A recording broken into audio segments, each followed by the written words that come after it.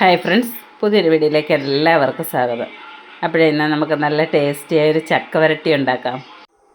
അപ്പോഴേ നമ്മുടെ ചക്ക വരട്ടി ഉണ്ടാക്കാനായിട്ട് ഞാൻ വരിക്കച്ചക്കയാണ് എടുത്തേക്കുന്നത്. കുറച്ച് ചക്കയുള്ളൂ.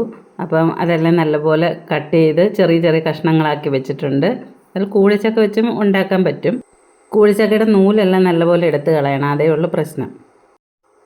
അപ്പോൾ ചക്കയുടെ കൂടെ ശർക്കര വേണം. ശർക്കര ഞാൻ നേരത്തെ തന്നെ ഉരുക്കിയെടുത്ത് ഒരു ടിന്നിൽ ഒഴിച്ച് വെച്ചേക്കുവാണ്. അതുപോലെ തന്നെ നെയ്യ് വേണം. 6-7 ഏലക്കായും ചെറിയൊരു കഷ്ണം ചുക്കും വേണം. ഇതെത്രയാണ് വേണ്ടുന്നത്. അപ്പോൾ ചക്കയിനെ കുക്കറിൽ വെച്ച് വേവിച്ചെടുക്കാം. ചക്കയൊക്കെ ഞാനൊരു കുക്കറിലേക്ക് ഇട്ട് കൊടുത്തിട്ടുണ്ട്.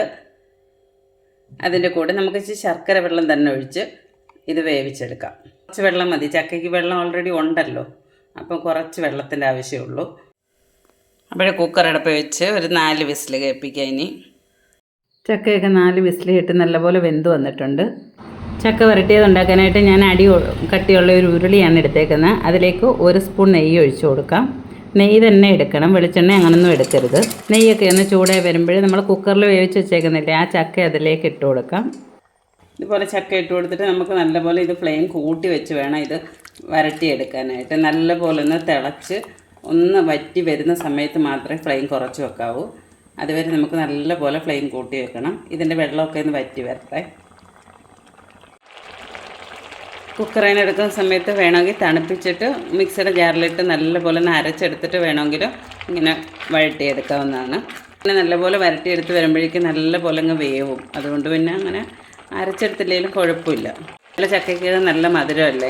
നല്ല മധുരമുള്ള ചക്കയാണെങ്കിൽ കുറച്ച് ശർക്കര ചേർത്താൽ മതി, അല്ലെങ്കിൽ നല്ലപോലെ ശർക്കര ചേർത്ത് കൊടുക്കണം. അപ്പോൾ വെള്ളമൊക്കെ ഏകദേശം ഒന്ന് വറ്റി വന്നിട്ടുണ്ട്. നമുക്കിനി ബാക്കി ഇരിക്കുന്ന ശർക്കര വെള്ളം കൂടി അതിലേക്ക് ഒഴിച്ചു കൊടുക്കാം.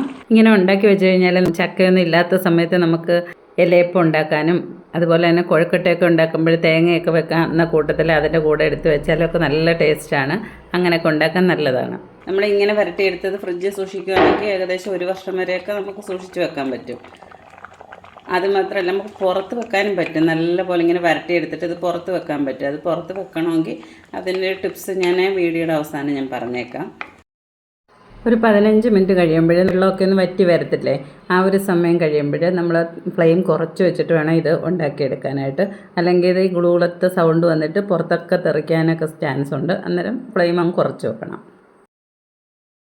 നമ്മൾ ചക്ക വരട്ടിയതൊക്കെ ഒരുവിധം ഒന്ന് വെള്ളമൊക്കെ വറ്റി വന്നിട്ടുണ്ട്. ഈ ഒരു സമയത്ത് നമുക്ക് ചുക്കും ഏലക്കയും കൂടെ പഞ്ചസാര ഇട്ട് പൊടിച്ചതാണ്, അതും 1 സ്പൂൺ നെയ്യും കൂടെ ഒഴിച്ചു കൊടുക്കാം. വീണ്ടും നല്ലപോലെ ഫ്ലെയിം കുറച്ച് വെച്ചിട്ട് അടിക്ക് പിടിക്കാതെ ഇളക്കി കൊടുക്കാം.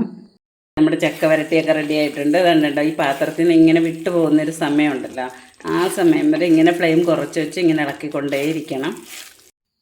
ഇതിൻ്റെ ടേസ്റ്റ് എന്ന് പറഞ്ഞാൽ ഒരു പഞ്ചാമൃതം കഴിച്ചിട്ടില്ലേ, അതിൻ്റെ ടേസ്റ്റാണ്. ഞാൻ പറഞ്ഞില്ലേ പുറത്ത് വെച്ചാൽ കേടാവാതിരിക്കാൻ ഒരു ടിപ്സ് പറയാമെന്ന്. അപ്പോൾ നമ്മളൊരു ഭരണിയിലോ ഒരു ടിന്നിലോ അങ്ങനെ ആയിരിക്കുമല്ലോ ഇത് ഇട്ട് വെക്കുന്നത്. നമ്മൾ അതെല്ലാം ഇട്ട് വെച്ചതിന് ശേഷം അടയ്ക്കുന്നതിന് മുമ്പ് ഏറ്റവും മുകളിലായിട്ട് പഞ്ചസാര നല്ലപോലെ നിരത്തി കൊടുക്കണം. ഇച്ചിരി കട്ടിക്ക് നിരത്തി കൊടുക്കണം. അത് അങ്ങനെ വെച്ച് അടച്ചു വെച്ചിരുന്നാൽ എത്ര നാൾ വേണേലും കേടാവാതിരിക്കും. ചക്ക വരട്ടിയത് എടുക്കുന്ന സമയത്ത് പഞ്ചസാര തട്ടി കളഞ്ഞിട്ട് എടുത്താൽ മതി. ഇന്നത്തെ വീഡിയോ ഇത്രയേ ഉള്ളൂ. ഇപ്പോൾ ഇഷ്ടപ്പെട്ട സപ്പോർട്ട് ചെയ്യാൻ മറക്കരുതേ. പുതിയൊരു വീഡിയോയുമായി വീണ്ടും കാണാം. ബൈ.